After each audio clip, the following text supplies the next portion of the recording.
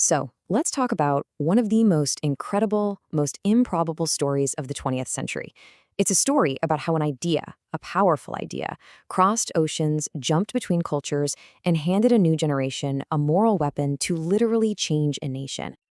I mean, just look at these two men. On the surface, you couldn't find two more different figures.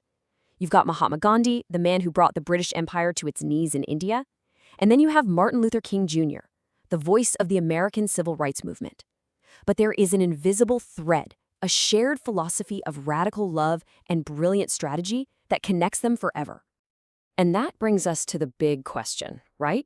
How on earth did an idea forged in the struggle against British rule in India find a powerful new home in the fight against segregation in the American South? Well, let's trace that journey. And look, this is so much more than a story about two amazing leaders. This is the story of how a world-changing idea was born, how it traveled, and how it was reborn to fight a brand new battle.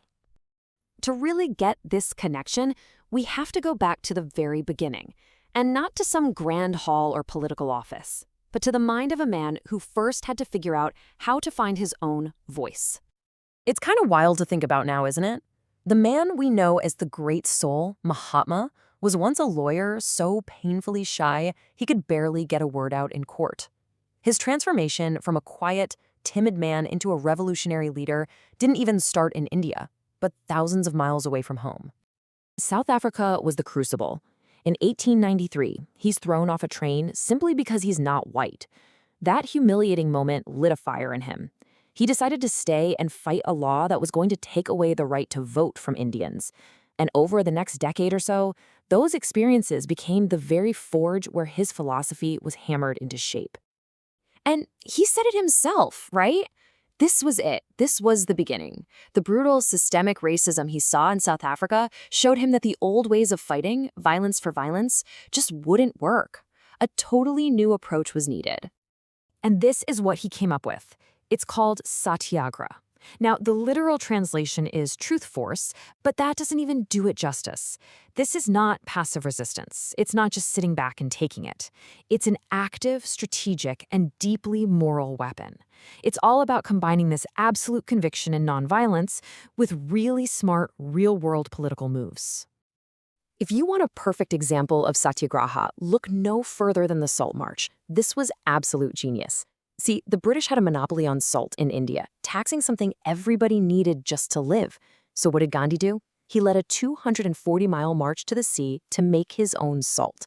It was such a simple, non-violent act, but it perfectly exposed how unjust the British law was and got millions of Indians fired up. Now, an idea this powerful, well, it's not going to stay put on one continent. The story of how it made its way to America, this is the pivotal moment. This is the passing of the torch. And you know, this connection didn't just pop up out of nowhere with King. For decades, the African-American press was reporting on Gandhi's campaigns. I mean, here's this man taking on the entire British Empire without firing a shot and winning. So leaders in the Black community were looking for new strategies, hoping a Black Gandhi might emerge to lead their own fight.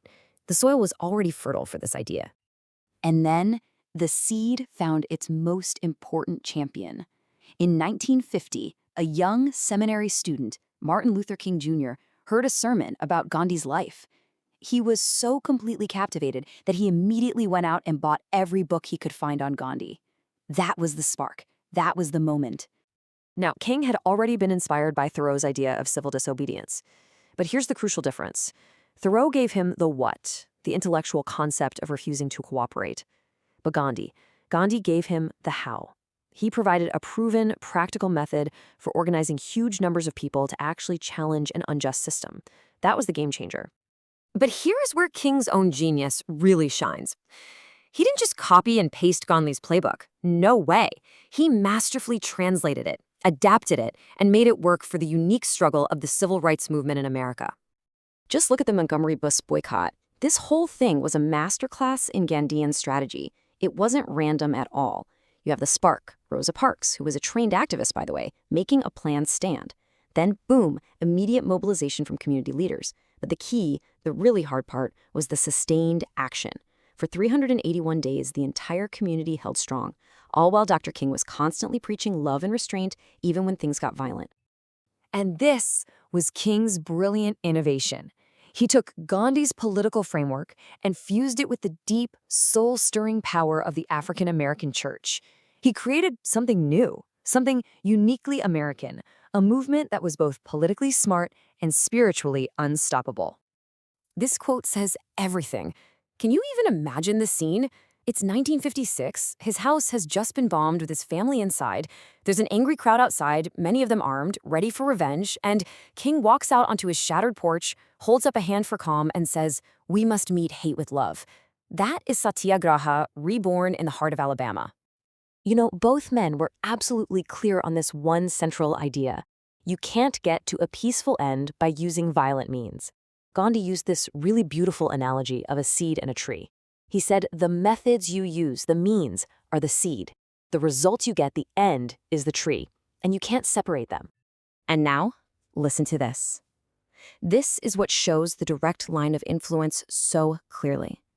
Years later, an ocean away, King echoes Gandhi's exact philosophy, using the very same metaphor. The means represent the seed, and the end represents the tree. The torch had well and truly been passed. So why does this story of a passed torch matter now? Why are we talking about it? Because the principles these two men lived and died for, they're timeless. And maybe, just maybe, they're more relevant today than ever before. So if you take anything away from all this, let it be these things. 1. Nonviolence is strength, not weakness. It's an active, strategic choice. 2. The goal isn't to crush your opponent, it's to win them over, to change their heart. 3. It recognizes that sometimes suffering can be a powerful force that wakes up a whole community's conscience. And finally, it proves that doing the right thing, the moral thing, is almost always the most practical path to real, lasting change. But what's really fascinating is that Gandhi never saw his philosophy as some finished product. He actually called it a science, something that needed to be experimented with, to be refined and improved. He saw it as a living, evolving idea that was still taking shape. And that leaves us with one final thought to chew on.